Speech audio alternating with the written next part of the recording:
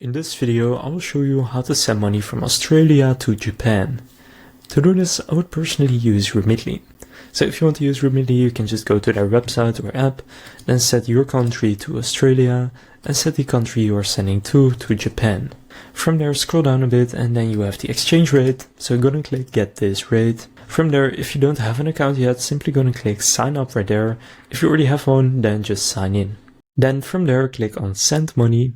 And now here for me it's euro and the Dutch flag, for you to be Australian dollar and Australian flag. The steps are the same, just enter how much you would like to send and then gonna click continue. And here just choose the delivery method, so for example I'll go with a bank deposit, then select which bank they use if you also pick bank deposit and enter their bank details. Then enter the recipient's name and their address. Then you can add their phone number if you want and select your own payment method. Then click continue, and you then get to an overview. Here just make sure that all the details are correct, and if they are, going to pay for the transfer, and after paying for it, it will be on its way to your recipient in Japan, and in this case it will take 2 to 3 days to deliver. So that's how we can send money from Australia to Japan. If this video was helpful, please consider leaving a like and subscribing to my channel. With that being said, I will see you in the next video.